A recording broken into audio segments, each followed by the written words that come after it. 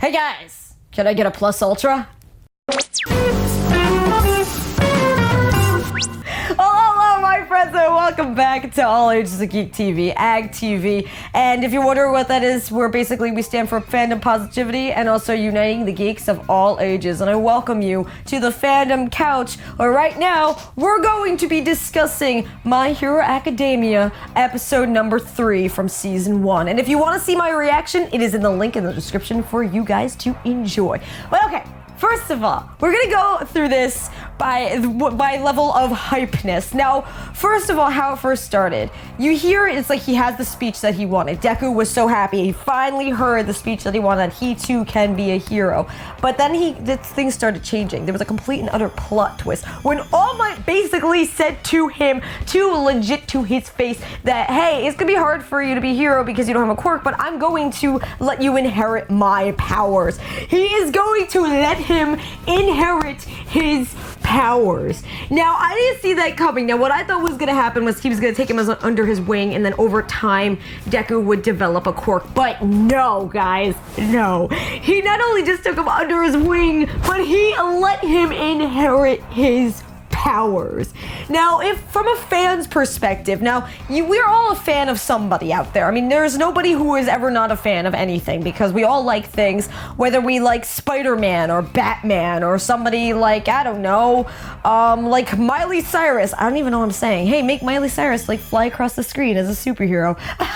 Hannah Montana, whichever, or even like Nathan Drake, or even a Pikachu. If you're a fan of somebody, or you look up to somebody, and then suddenly they like take you under their wing, what happens? Well, you have fangasms. But not even that, you freak out and you want to be able to do your best. So what I loved about this was not only necessarily just how he took him under his wing, but how he gave him tough love. It wasn't necessarily like, you're gonna get a quirk, you're gonna be deserving of it. It's like, no, to be deserving of the quirk, you have to work for it. Like he said that quote where it's like there's a lucky and then there's the deserving. It's like, yeah, there's some people who are lucky out there and get whatever the heck they want, but then there are the deserving people who work towards their goals, who work blood, sweat, and tears, just like Deku did. And that's what's great, because I can relate to that on a personal level with how Deku is, where you put your love, your sweat, your tears, your whole mind, body, and soul, your heart into a project, into something that you love. And yes, there's people who are lucky out there who explode overnight for, like, whether that's YouTube or Twitch or something. And then there's the hardworking people who it takes much longer, and through patience and dedication and hard work, you will reach your goals. So I really do love that, because it kind of, in a way, it relates to how I was when I was first starting out on YouTube, and how struggling I was, and how there's even a lot of people that I talk to where it's like they struggle and they have to reach their goals, and it sucks when you have to put in the extra work 100, and when people are putting 100% in, you're putting 120% in. It's like, it sucks, but it will pay off. Oh, god dang it, you trust me, it will pay off. So overall, I loved how he did say that quote where it's like, you deserve this, you worked hard for this. And Deku obviously started crying because he's a very emotional character. But what I love too is in that scene where it first started out with him crying, saying, I can't do this, do this, and then he ends up burning himself out. But then he gets up on the beach, on the debris, standing up there, and he's screaming out of passion. That is how you see how much passion that this kid does have. He wants to get this goal. There is nothing that will stop him from getting his dream, to make his dreams come true. And that's very inspirational to us as viewers, because we all want something in life, whether that be a dream or whether that be like a taco from Taco Bell. No matter what it may be, we all have something that we want, and we will work hard to, no matter what, make that dream come true. So that was very inspiring, where he's like, in a way, he's like, I did it, I finally overcame this, but he was exhausted, and he ends up falling. All Might catches him, and he was impressed. That face was so impressed. All Might was so impressed with him, because he's like, you exceeded my expectations. And that shows that he knows that he is worthy of inheriting his power. Now, there's so much lore behind that. You know, there is so much lore, even how Deku was kind of like muttering in class and muttering here and there, talking all about All Might's powers. It's like, there's so much lore to figure out it's like, in a way, think of Avatar: The Last Airbender, how it passes down throughout the generations. When one avatar passes away, they pass that down to the next avatar, and to the next, and to the next, and to the next. So like, that's what I'm getting the feeling as. It's same like with All Might. It's like he probably went through the same thing. He probably was just, he said he inherited the powers. He wasn't born with the quirk. He was an ordinary human being just like Deku was. He was in his position.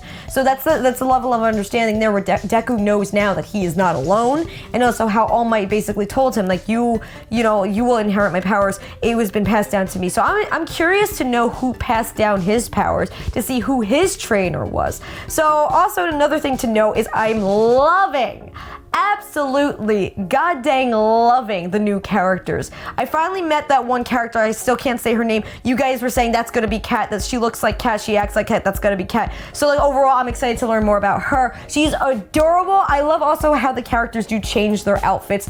Oh my god, it irks me so much when characters do not change their outfits. For some, it's like, the thing is, if it's one thing if it's battle armor or it's battle gear or something and they have to stay in it, but it's another thing when it's like it's the same thing over and over again. I love when things are consistent, but I also love when there's changing up here and there, because that's human, So this anime really does bring a lot of humanness to the table because they change their goddamn outfits. So like, she catches him and he's so cute. He's like, I finally talked to a girl. I actually talked to a girl, but he actually didn't talk to a girl. He was just like, like stuttering and muttering. So that's a possible ship that's there. Another possible ship that people could probably already say that there is All Might times Deku. That's another story for another day. But like I always say, if you have been watching any of our content here in All Ages of Geek, every ship is valid. So if you love a ship that somebody else doesn't like, it's like personal preference. You just gotta say that it's personal preference. So moving on, like the entirety of the students, the designs of them are very unique. The DJ guy, like he was like, I'm your DJ. I'm like, he is so cool. All right, like his hair, his design too. It's like very, very unique. I've never seen a character that is really like him, but I love the comedy behind him. He's a comic relief. I can already tell that. And he's kind of like even when he was like saying, hey, get a plus ultra, hey, can you guys cheer? Or it's like he's trying to get them hyped up. He failed to get them hyped up, which is hilarious because they're teenagers. They're just like, some of them are angsty, some of them are moody. So, it's like a growing pain type thing. But like, there's Deku who's kind of like fanboying and like muttering and being like, oh my god, where everyone else is just like serious and stoic and just like, yeah, I'm not gonna have any type of cheering. Because if one person doesn't cheer, whether it's like a popular person or like the geeky person, no matter who it is, if one person doesn't cheer, no one's gonna cheer. That's usually how it works in life. So moving on, that guy. Okay, I forgot what his name was. He said his name, but I can't say it. It takes me a while to be able to say characters' names. The guy with the glasses. I am going to hysterically laugh because there's always one character like that in every single anime. There's always the one character. It's always the one with the glasses. I don't know why. I don't know if this is how it is. It's like the studious one, with the one who's very diligent, the one who wants to make sure everything is perfect. He's very persnickety. He wants to make sure everything is in line and everything is perfect. So how he is hilarious because he's gonna be like, hey, you shut up. Hey, you. It's like everything has to be just so.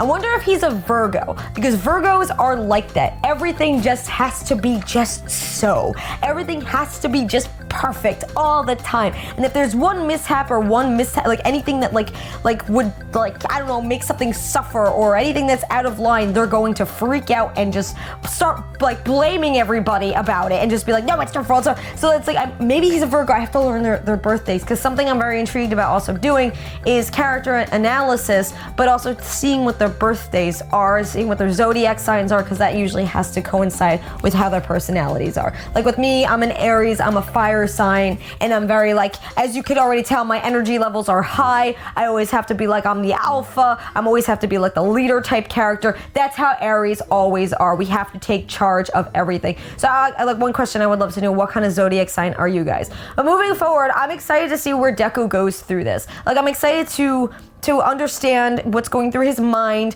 where he's going through this story, and seeing all the bonds that like are made throughout this academy. He actually made it in, but he has to pass these trials and tribulations in order to be considered and like actually even be respected. But he has All Might on his side, and something I'm very excited about is to know what type of quirk now he does have, because he ate his hair. It's Yeah, that's not a great way to eat. It's like if you ever had any hair in your mouth, you know how terrible that tastes overall.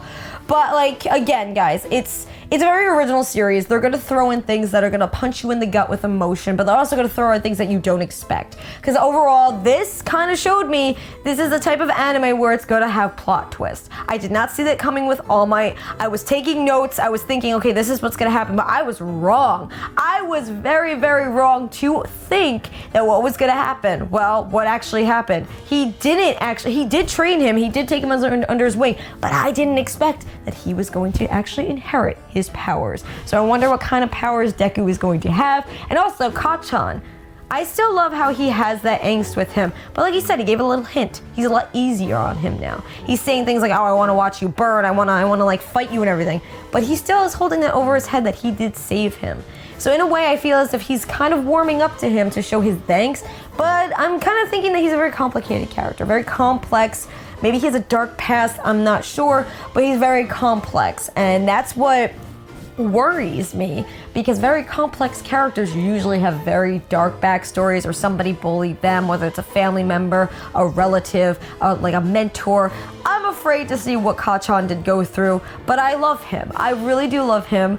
Even though he's a very angsty character who is considered the bully of this series, I know that he's gonna have a lot in store when it comes to lore of the series, and to see the development between the two, him and Deku, to see them develop over time, to see where their friendship goes from there. But anyway, guys, I would love to know your thoughts on My Hero Academia Season 1, Episode 3. Overall, I'm loving this. I love the sense of growing pains. I love the sense of this being like a very young adult type of story. So to be able to react to it with you guys, you know darn well that this is my favorite type of story when it comes to teenagers growing up and finding themselves in life. And it also gives us that type of encouragement where we know Deku already told us that he already became the best hero in the world. So we have that in store for us. But we want to see where he took, what turns he took, how to develop over time, and what took him to that pace to become the world's greatest hero. So I'm excited for that. I'm literally just so excited to see the development between them and to see where their stories take them. Not just Deku's story, but all of their stories. But anyway, guys, be sure to check out the reaction in the description down below if you have not already. And also, if you'd like to support us for early access content, you can support us on Patreon. You guys kind of get early access almost 1 week earlier in advance than anyone else does. So if you're interested in that and you want to help support us and create and keep the dream alive and, help us fund our projects and things like that, it will be appreciated, but also you get some awesome content. But anyway, guys, you stay safe out there. You stay weird, you stay wonderful, you stay awesome, my friends. And until the next video, embrace your fangirl and your fanboy every single day. Bye, guys.